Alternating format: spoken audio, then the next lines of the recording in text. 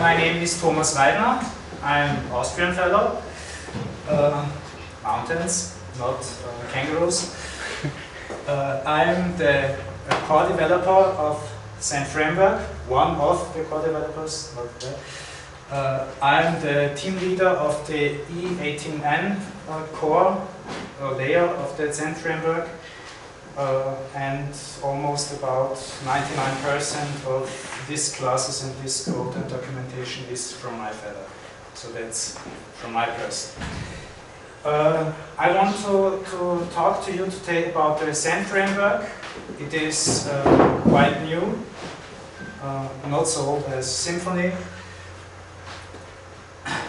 So let's take a look about what is the Zend framework. The Zend framework is part of classes for PHP 5. They are for web development and also for application development. It's completely free, as all open source projects. You can use it in your own software you are selling without any license paying. It has about 115,000 lines of code until now. They're raising, of course. The framework looks for quality. This means we have unit tests, as almost all frameworks today use unit tests, and we demand that all classes which are integrated in the Zend framework have to cover about 90 to 95% of unit tests code coverage. So anything, all code, the complete framework is really tested. The solutions, the framework, the API is very simple. What we're trying to solve is about 80 to 90% of use cases for normal users of our companies.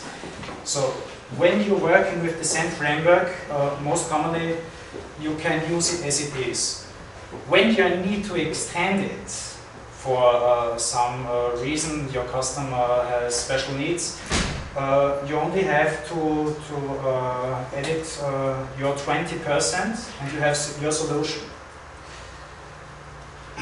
So it's easy to extend and easy to use. And for now, I'm speaking of about 1 week when we released 1.1, we had about 200,000 downloads, which is quite amazing for a framework which is not released for now, I think. Thank you. The homepage, you see, framework.zend.com. Anything what you want to need, anything what you want to know, or when you have questions, just look at framework.zend.com and you will get your answer.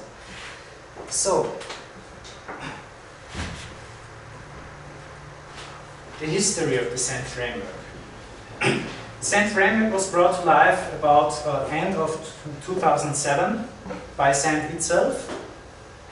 I think any one of you know Zend as company, as developer of PHP itself.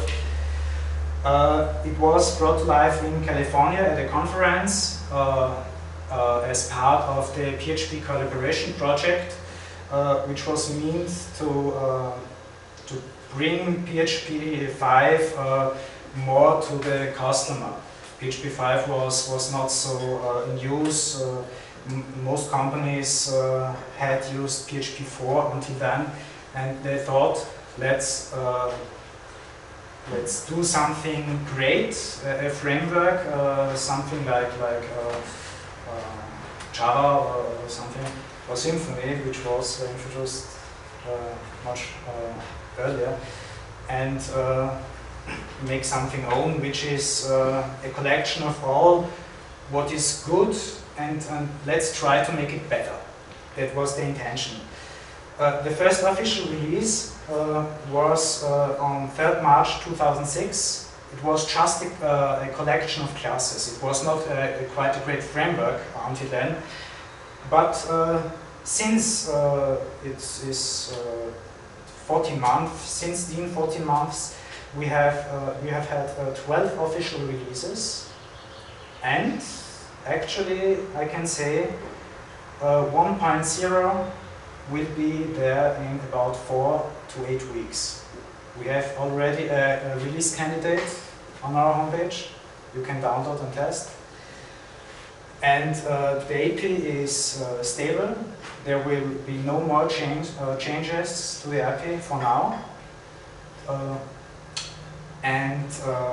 New classes will be added after 1.0. So there's a life after 1.0. It will not stay where it is. So, what is in the Zend framework? As I said earlier, the Zend framework is a collection of classes, a collection of things you normally need when you're developing web applications. So, what we have here, of course, MVC web framework, model view control. We have database access, we have search engine, Java Lucene search. I think most of you know what Lucene is. We have input filtering and validating, authentication, access control, which is not authentication. Access control means to limit what the user can do, what he have not access to, and so on. We have session handling, I89, which is my part. I'm, as I said, team lead of I89. And translation services. We have a class for PDF file reading and writing. You can create your PDFs on the fly. We have an HTTP client, XML RPC, REST web services, RSS and Atom feeds, Google client, which is a own part, which is really a big class, can do very much. We have logging, mail reading and sending, of course, caching, configuration, file handling, and command line options. That's the main part of the framework. There are much small classes which are not mentioned here, but I think you get you know what is in the Zend framework. So the Zend framework itself is split in different layers. We have the core layer here. We have web services. The Zend frameworks looks for having as much web services as possible. We have Amazon, Flickr, Delicious, Yahoo, Sync, and much more, which are integrated in the Zend framework, easy to use. We have data services, database, XML, Zend, PDF, and so on. We have internationalization, translation, data handling, currency, and so on. And we have the MVC layer itself. So, what's in the layers itself? The MVC layer depends actually of two classes. The controller, which controls the handling, what to do, and the viewer, the view pattern of the MVC layer. We have in the data layer Zend DB database, which was rewritten the last 8 weeks, I think, from Bill. It's quite much work have been investigated here, and it has been rewritten quite from the scratch, I think. We have Zend PDF data layer. As I said, creation, handling of PDFs, and the Lucene search, of course, data search and so on.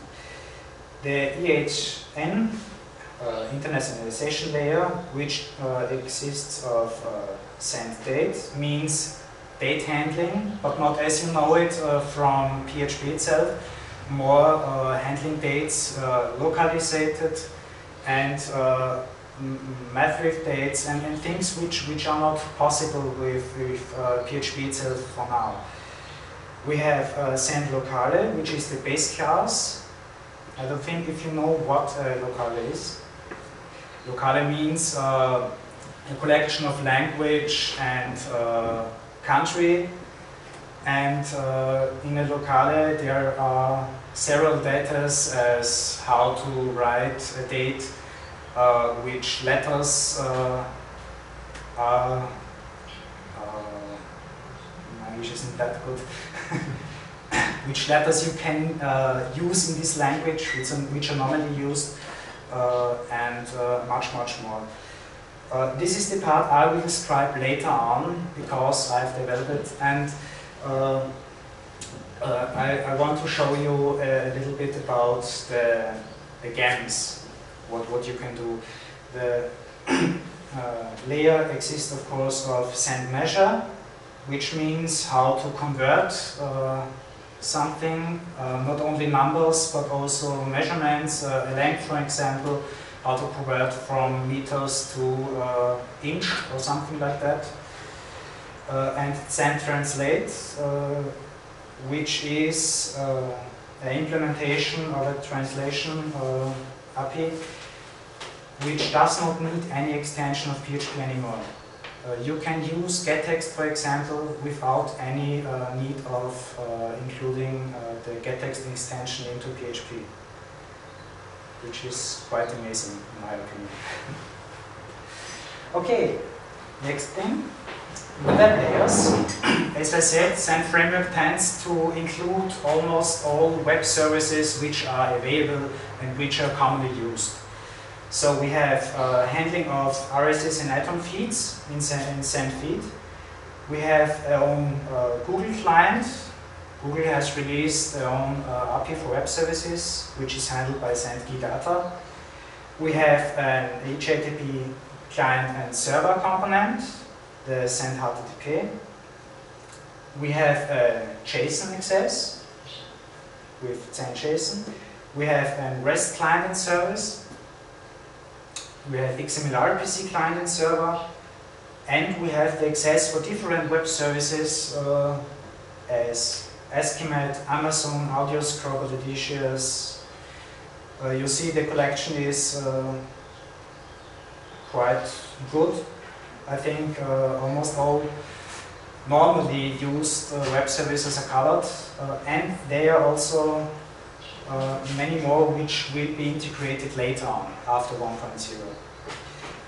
Actually, we have an incubator where components stay after they have been reviewed and after documentation has been written, they will come into the core.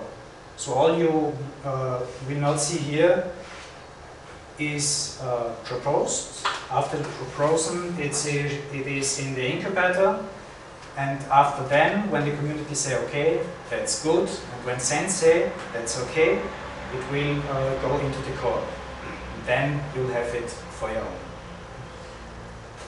So the core layer exists of Zend ACL, which means access, control, access to resources, access to roles and users. Send out, authentication, which is not the same as access control, which is often most users do throw the two together, but they are not the same. Then we have Zend cache, caching with memory, with file-based. We have much backends and front ends for the caching itself. We have config, also Zend config, configuration handling, which doesn't mean only configuration of ini files, but also configuration for XML files or for database, for example. Zend console, if you're in need of writing an application which isn't a web application but has a command line front end, you would probably use Zend console, which gives you the access of having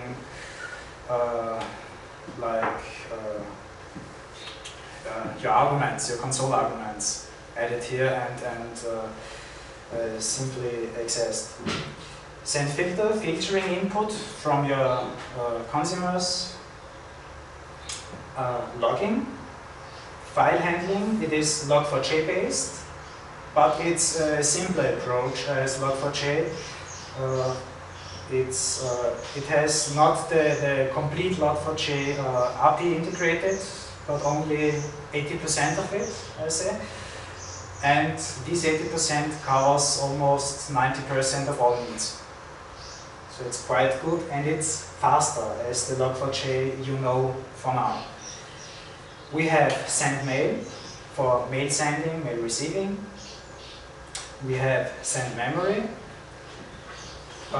which you will need when you're on a web server where your memory is limited. For example, you have only from your provider 1 gig of data, and you need to do 3 gig. You will use send memory and use it as backend for having the memory down to the database or down to the file store or anywhere else. And it's quite amazing when you have worked once with it. We have send registry, sorry, that's my German which comes out, which means storing data in an application, also for not the registry of Windows, as you may think, but more the registry of an application itself. So you can split different applications which use the same database. You have send session handling. I think each one of you uses sessions. And send validate for validating input of form data or database data or whatever. And as already told, we have incubator components which will be released after 1.0, but which can already be used by you when you download the Zend framework. There is Zend currency, which means currency handling localized. So you can have a bank application, for example, and your customer enters his account data in Arabic, and you can automatically translate it to Dutch. We have Zend environment, which is a core component, which means to have the Zend framework itself as one environment.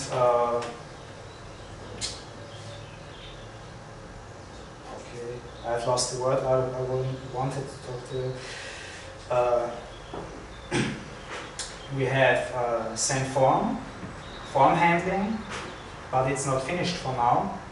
There will be much work until it is ready.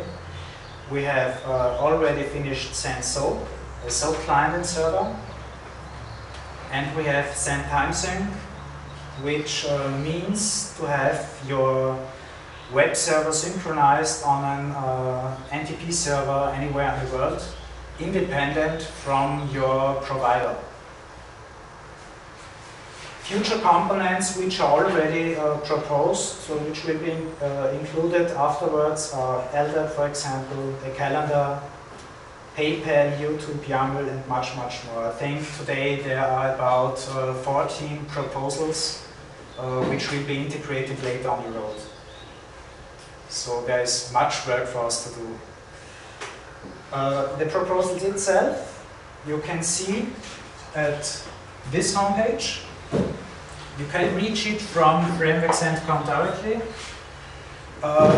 If you think, for example, you are in need of some component of something which isn't integrated for now in the Zend framework, you're free to add your own proposal and to tell us your idea, and we will see how we can integrate it and make the Zend framework better than it is today. I have started myself also this way. I created 2 proposals and after 4 weeks I was the team leader of the 89 core, so that's the way things go. Okay, let's talk about how the Zend framework looks like. We have one base directory, Zend. All core components, all layer components are within this directory. Zend locale for the Zend locale part of the framework, for example. And each sub-classes are within the same directory, the directory named the same as the class. So it's easy to take parts of the framework. You don't need to use the complete framework. You can take just the one file and the subdirectory and it will work. Of course, when you have Zend date, for example, it needs Zend locale. You have to copy both of them. But normally each class looks that it can be used for itself without the complete other framework parts. So, what are the minimum requirements for the Zend framework? They're quite small. We need minimum PHP 5.1.4, but we also have been told that the Zend framework is working with PHP 5.0, but with some restrictions, of course. We need a web server. Of course, we are using PHP, we need a web server. We need a standard installation of PHP itself. You need normally no extension installed. And that's all. And the framework is running.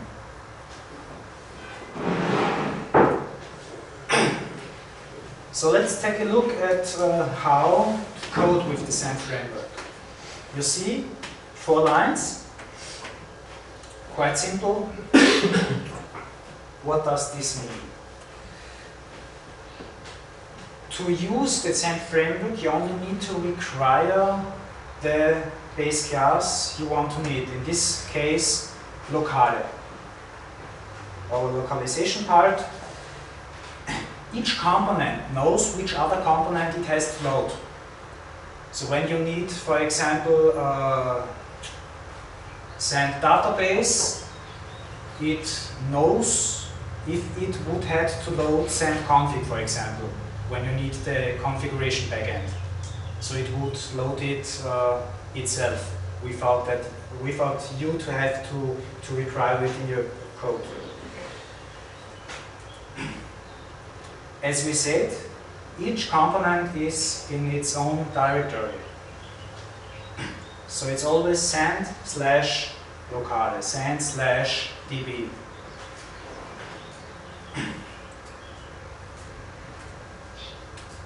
And what does this code? Simple. It shows us the language of the visiting user. As we said, locale is the part which knows about localization. When your user accesses your web application, the browser sends his language within the header fields, and Zend locale can get this information, and the framework can work with this information, and you have your application localized. So you can write worldwide usable applications with just a few lines. So, Zend locale itself can get the user language. We already saw this in this last example. We can get localized data, which means, for example, you can have the month names, the day names. You can have countries which are all pre-translated. You don't need to translate it yourself if you are creating websites in more than one language. It is the base localization class for the Zend framework. So you will need it when you create multi-language websites. And it can format numbers, dates and times locale area. So let me show you some examples. So you see how this thing works. So as you see, my browser is sending as language Austrian, German, Austria, DEAT, which means original Deutsch, as this is the German word for German. In Dutch, do it. In French, allemand. Quite easy. Just a few lines of code. You can translate, as you see, also the countries. You could create, for example, a select box for countries in the language of the user. When you have, for example, a French user accessing your site, the country select box would be displayed in French. Quite nice. So let's take a look at the second example. I forgot one thing. Just that you see that I don't code this hard copy. Let's change the language to another language. Spanish, for example. So now I'm a Spanish user. And you see, yes, Hispanian. And as you see, the language and the region, the country, is translated in the own language of the user.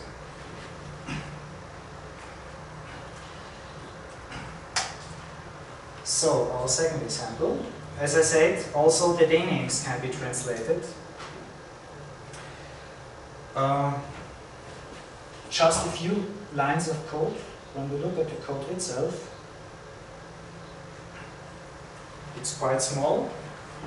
It's just having the object created, get the translation for day, and output it.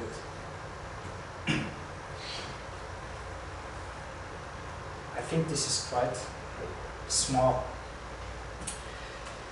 So, what can be localized and translated? We have translations for all languages, which are more than 128 for now. We have translations for all scripts. Scripts mean the German script, the Arabic script, the Dutch script, the written language, how it is named. A translation for countries and territories.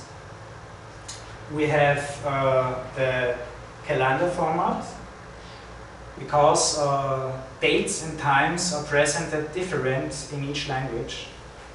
When you think of English, the dates are written completely different than in Dutch or in German. Month and day names. You could have your user enter April, for example, and Zend date will recognize it. Or you can just give a timestamp, for example, and Zend date will also recognize it. We have the currency name, signs and formats, and the characters which are used in this language. Characters means Ö, E, Ü, for example, in Dutch I think, E with apostrophe, and these letters are recognized, and you could create, for example, a form which does only accept these letters and nothing else. And we have a regex pattern for yes and no strings already translated for multi-language applications, and much, much more. Zend locale format. Formatting rules localized, which means converting from one script to another. For example, if a Arabic user enters 1000 in Arabic, these are not the 1 and 0 letters as normally in Dutch or in German or in English. This is another script. Zend locale format can automatically convert these letters into standardized numbers which can be computed, numbers which can be recognized by the computer. We can normalize numbers. If you see German, it's in English, they are switched. The apostrophe and the point are switched. And with Zend locale format, you can automatically normalize numbers. Of course, you can automatically localize numbers. If you have something computed and want to give a user an input which he's familiar with, it's just one line of code. You can check if a localized number you're getting in your form is valid or not. You can normalize date inputs. And you can check if a localized date which you receive in your form is valid. These are all things which PHP is not capable of until now. So, as I said earlier, script conversion. We have a number computed and want to translate it into Arabic letters. I have prepared an example so you see what I mean, because most don't know what is a script. As you see, computer 1, 2, 3, 5, Arabic, Thai, and back to normal computer. It's quite easy, as we have seen.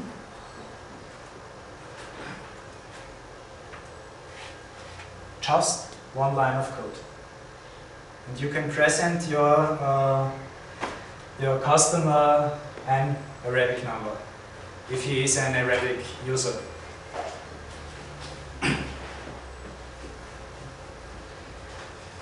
So, normalizing numbers. It's quite the same as previous with converting the script. It's just one line of code. You have an input from a form. You just know the language of the user, because the browser sends his language, and probably when the user enters a date or a number or something in his form, he will probably add it in his language, like he normally is used to enter it. Not like the computer understands it without point or apostrophe. And with just one line of code, you can convert the input and you can use it for your database for conversion or something else.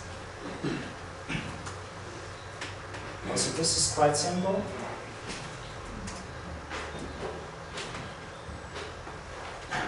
As you see, it's the result of our code.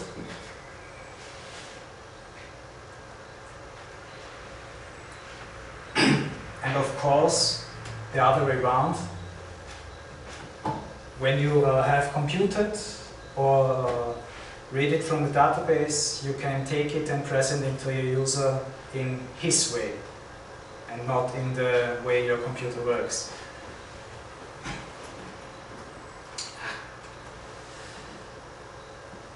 So having it in his way is quite the other way around.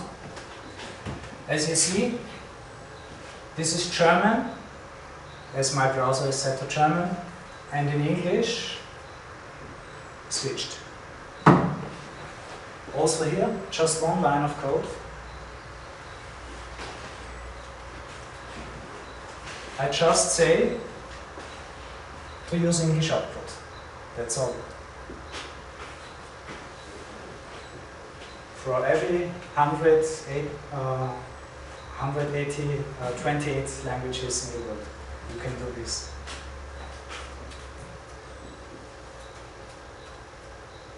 Nah. That's what. Okay, second example I have prepared.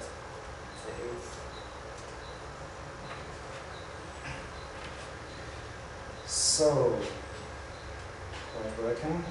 The hard disk. Okay. So, what we have here is a collection of all known formats which the framework can recognize and which the framework can produce. As you see, each language has other symbols, for example. This is not the apostrophe, this is this sign, Arabic, or other formats, or we have in India, for example, 322 as standardized number output. This can all be handled by the framework. As you see, it's much more.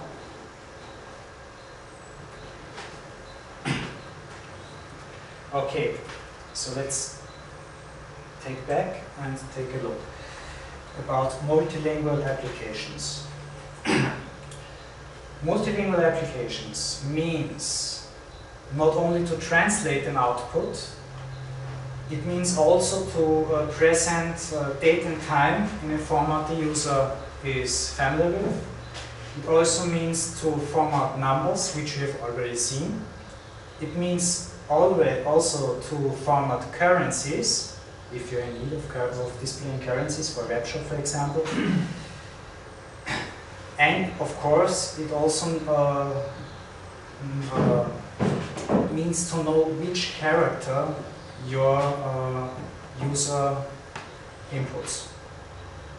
So, translation. I think every one of you have used getText someone in his life with PHP 4 or 5. Normally you have to bind the domain, then say text domain, and then have the complete translated with getText. But you need all in a fixed directory layout. You cannot put your language files anywhere on your web server. You need an extension. Without the getText extension it would not work. And probably it's complicated for people who are not familiar with GNU's getText. So that was where I began to think of how to make this simpler.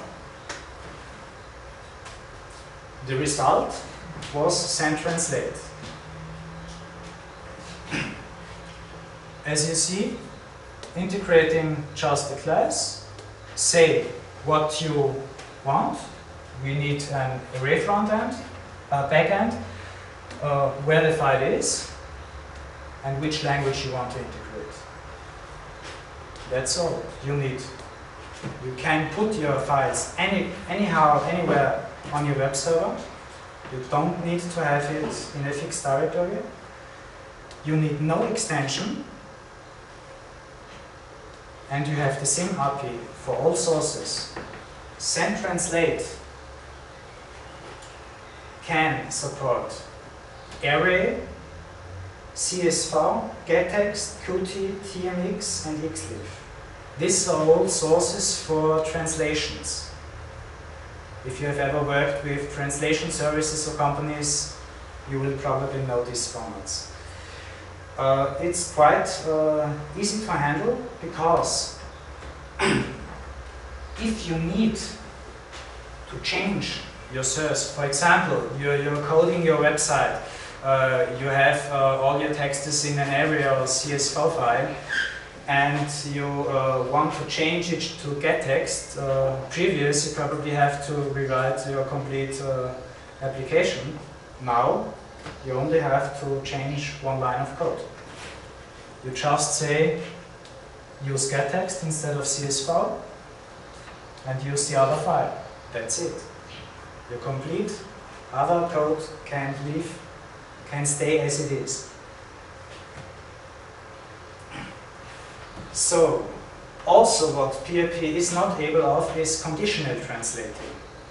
This means probably you are in need of the knowledge if a string is translated or not, and act on that.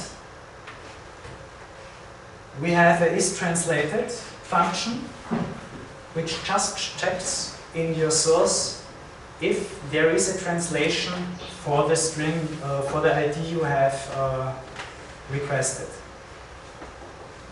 When you think of translations, normally if you are translating something and it is not translated in your source, you probably will get the output in the original context.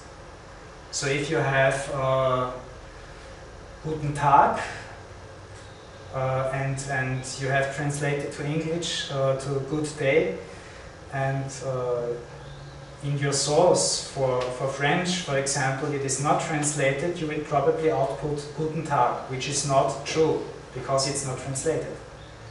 And with this translated, you can previously check this and make something else. For example, display him an error message or whatever. So, verifying input. Quite simple, but localized.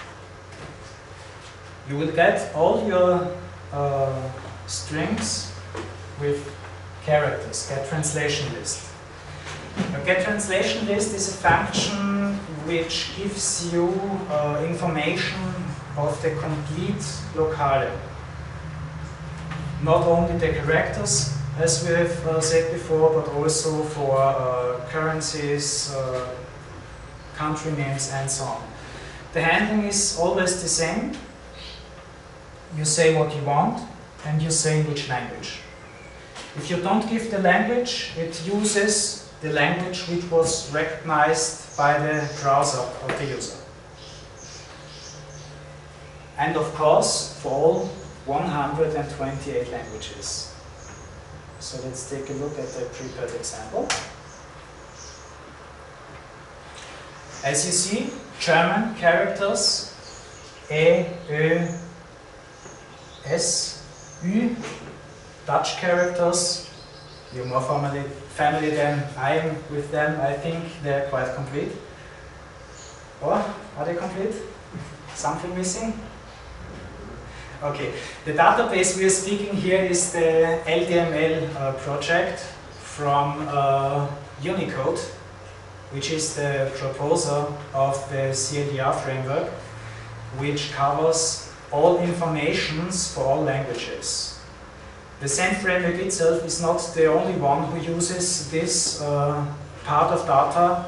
This data is also used by Java, for example, also used by C#, for example, and quite a lot of other frameworks. So it's an international collection of data. So I think it's almost complete. Okay. So, let's create a language select box. Multi-language select box. We get the language, all languages, and then we translate the languages. So, what does this do? When I send this code to Andy, the chief of PHP, Andy Gavins, I think? Goodmans, yes, Goodmans, Andy Goodmans. I think you all know them from his name. He said this example is like when a dog bites his ass. It's right this way. He liked it. So what we have here is, for each language, the translation of the language in its own language. So, Deutsch, French, Français, I think you know it, English. Of course, when your browser is not capable of displaying the characters, you're getting these boxes. That's, of course, because we are working here with Unicode characters. All output we create is in UTF-8. So when you need to work with localized data or with multi-language sites, or want to create multi-language frameworks or applications, you need to use UTF-8.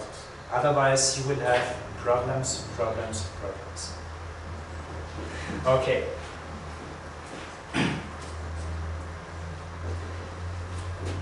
So, Chinese, I forgot. Okay.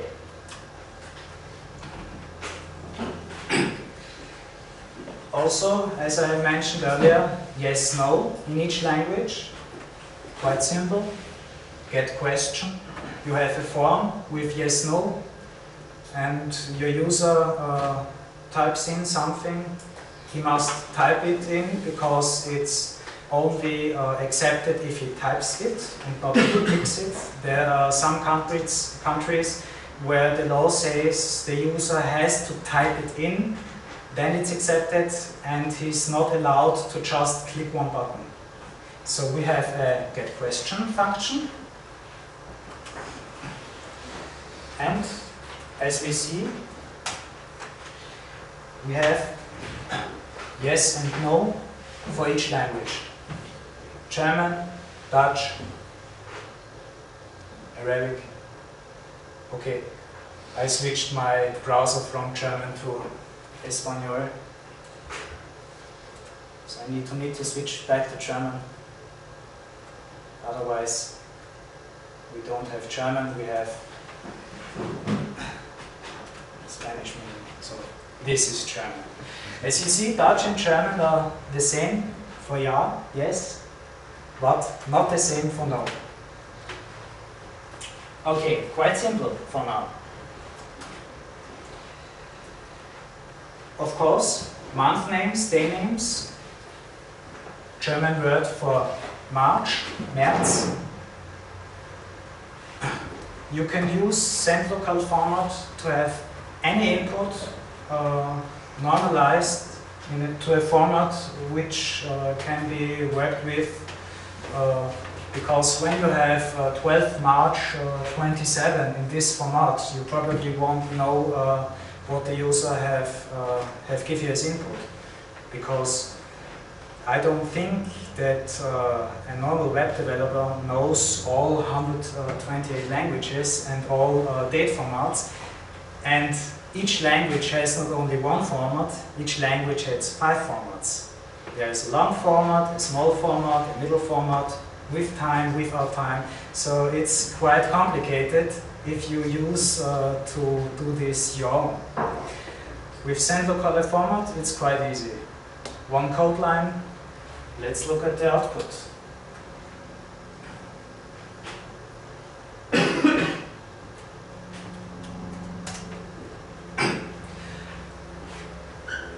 Our input, 14/4/2007.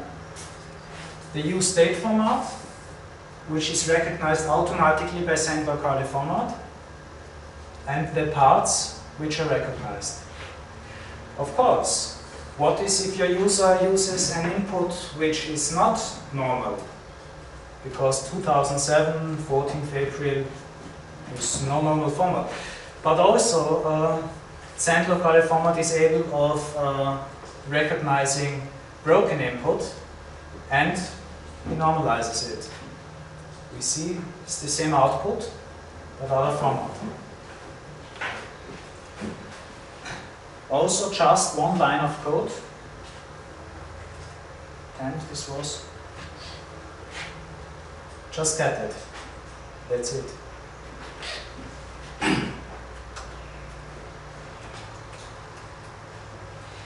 Okay, date. We spoke about dates. Zend date is a class which extends the possibilities of PHP in quite an amazing amount of functions. It is just one class. I know many languages like Java or C having different classes for date handling, one for dates, one for time, one for date time, one for calendar.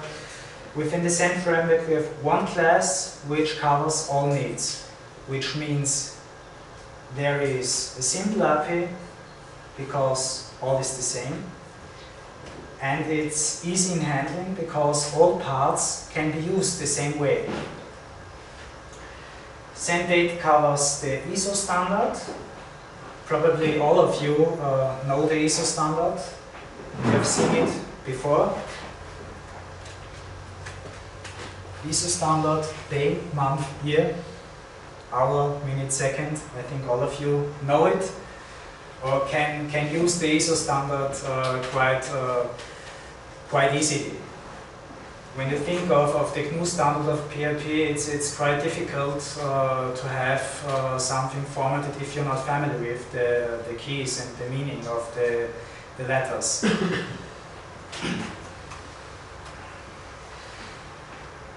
Zend date knows about 50 standard representation of dates.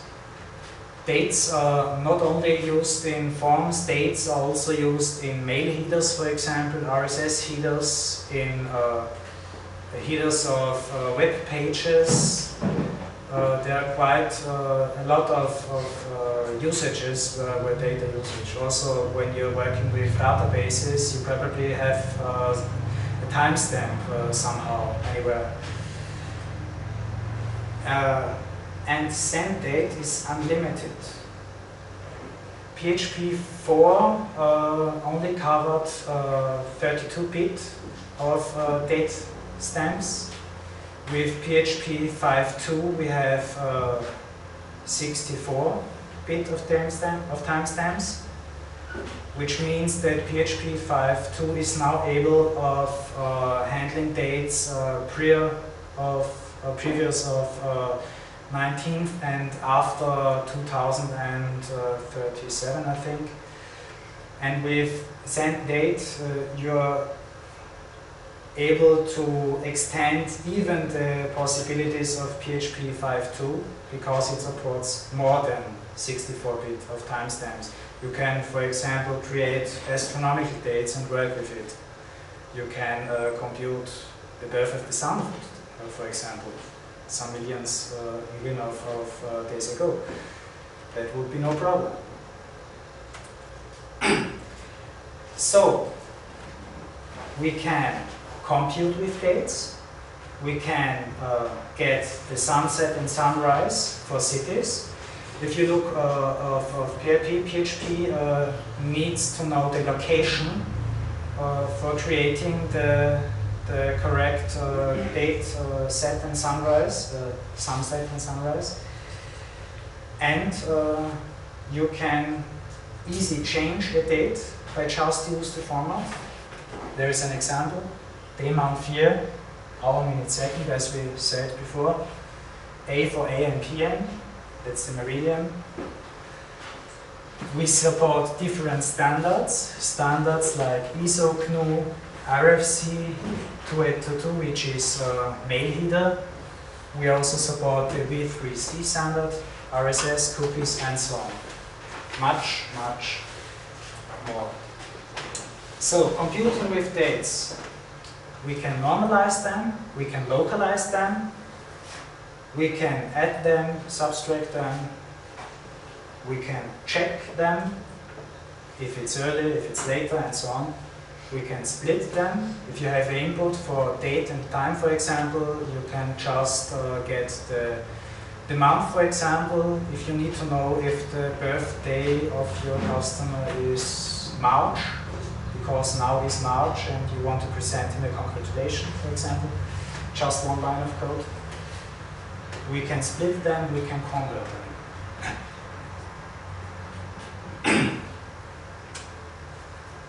So as you see, add sub is the API is the same for all parts. A part is month, a part is year. There is also a year, a sub month, a sub day, and so on, or just a sub. Without year, then you have to say what you want to sub. You want to sub a complete date, you want to sub only the time, for example, and so on. And checking how the date works. Checking if the actual date is a leap year or not a leap year. So, to check if a date is a date. Of course, also localized, as we say, 14th April.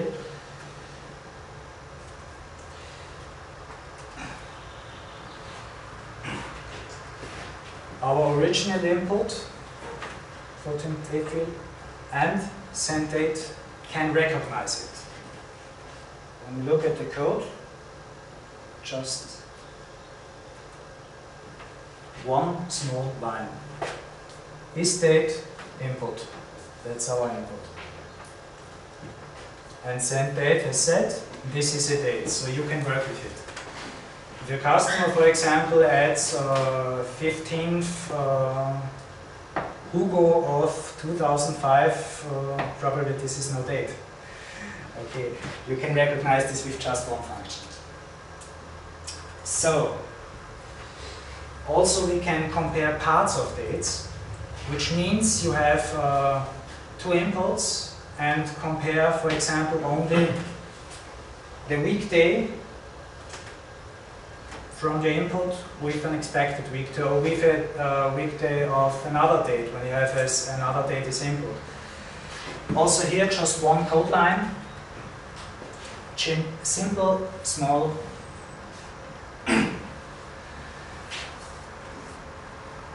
We have one standardized function, get. This receives from the actual date the part weekday in Netherlands, in Dutch, the Dutch language. So when we look at what we get here, I think you know this word better than I. It should have been Saturday, I think. Is this right? Okay.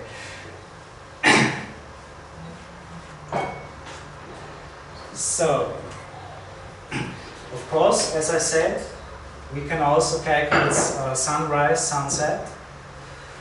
With, I think, PHP 5.1, there has been integrated a new function to compute the sunset and sunrise. But the problem is that you must know the location of where you are to have the sunset calculated. That's quite bad, because who knows his latitude and his longitude? I think no one. Okay, but everyone knows the city where he lives, or which is near him. So, what we can do is create the location of the city, Amsterdam here, create a date, and get the sunrise. So let's take a look at when we have to get up today. So, sunset, the sun will be down at this time. So, latest this time we will have to close this conference. So, we can calculate sunrise, sunset, and with different meanings. Of course, this effective is what you normally hear in your radio when they say sun will rise 5 o'clock 28. Nautic when you're cruising with your ship. Astronomic when you're looking at the stars, and so on. So these are all predefined patterns you can use just with one single code line. And what we see here is quite, it's the part of E18N of the framework, but the complete framework is built in the same meaning. So there are much gems, much functions which extend how PHP works and which makes life easier for a web developer, because it's easy to use only one function in the API which is the same than to use it to code it yourself and have to write 200 lines of code just to get the sunset. Okay. So, the Zend framework, as as a complete framework to see it. It's a simple solution. It's easy in handling, as we have seen. There are just 1 line, 2 lines of code, and you have what you need. You can easily extend it, the Zend framework, as we said, 18% of use cases. But if you need to do it your own, you just have to write the 20%. So you have much time you can spend to other projects, to other customers, because you only have to code the 20%. We have high quality, because we have more than 90% of unit case testing. The framework uses PHP unit as unit tests, the actual release 3.1, which is from Sebastian Bergmann, I think. It's quite an amazing tool. And the framework is growing quite fast. I think in the 1 year, the first release had quite about 12 classes integrated, and the actual release 1.0 has about 14 to 15 classes integrated. And there is still much place for new components, which are developed right now. Okay, this is the end of my presentation. If you are in need of the framework, take a look at this homepage. If you want to get in contact with us, this is our mailing list. And of course, we also have an instant messenger if you have an urgent problem.